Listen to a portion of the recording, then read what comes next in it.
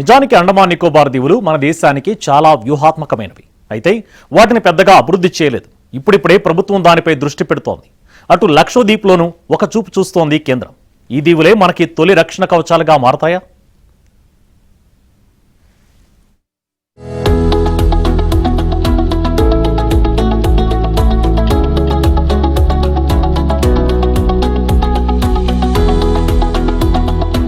అండమాన్ నికోబార్ దీవులు ఇదో కేంద్రపాలిత ప్రాంతం.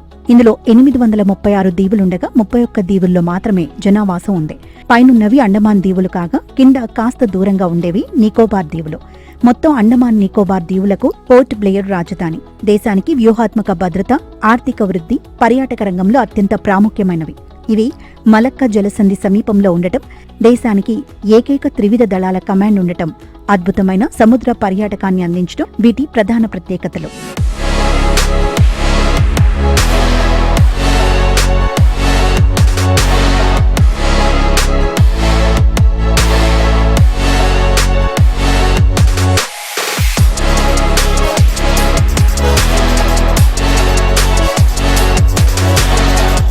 పోర్ట్ బ్లెయిర్ చెన్నై నుంచి 1200 కిలోమీటర్లు, కోల్కతాకు 1260 కిలోమీటర్ల దూరంలో ఉంది. ఈ దీవులు పశ్చిమాన బంగాళాఖాతం, తూర్పున అండమాన్ సముద్రం మధ్య ఉన్నాయి. మొత్తం జనాభా 4 లక్షల లోపే. ఇక్కడ ఎక్కువగా బెంగాలీ, తమిళం, తెలుగు మాట్లాడతారు. భారత ప్రధాన భూభాగానికి ఆగ్నేయంగా 700 నాటికల్ మైళ్ల దూరంలో ఉన్న అండమాన్ నికోబార్ దీవుల అభివృద్ధిపై కేంద్రం దృష్టి పెట్టింది.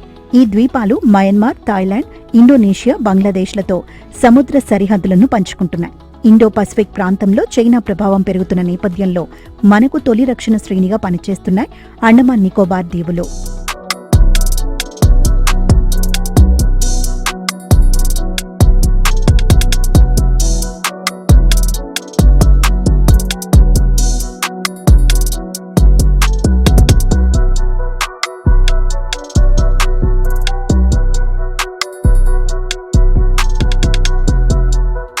ఈ ద్వీపాల భద్రతను కాపాడేందుకు మరింత సైన్యాన్ని మోహరించాల్సిన అవసరం ఉంది.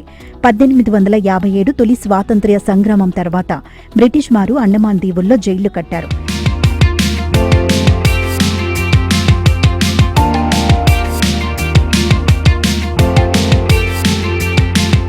1942లో జపనీయులు వీటిని ఆక్రమించారు. 1945లో వీటిని బ్రిటిష్ వారు తిరిగి ఆక్రమించుకున్నారు. 1947లో వీటిని భారత్కు అప్పగించారు. చాలా కాలంగా అండమాన్పై కేంద్రం దృష్టి పెట్టలేదు. అయితే నీతి ఆయోగ్ వీటి అభివృద్ధికి ప్రత్యేక ప్రణాళిక రూపొందించింది.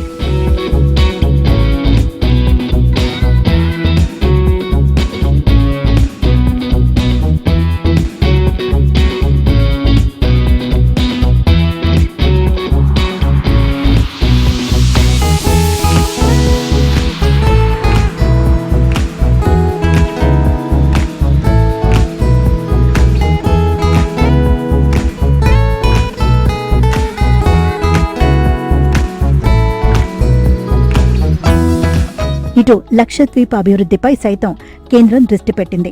పర్యాటకం, మౌలిక వసతులు, డిజిటల్ కనెక్టివిటీకి ప్రాధాన్యతనిస్తోంది. 810 కోట్ల వ్యయంతో వాటర్ విల్లా ప్రాజెక్టులు, Kochi Lakshadweep submarine optical fibre internet project, solar విద్యుత్ ప్లాంట్లు ఏర్పాటు చేస్తున్నారు.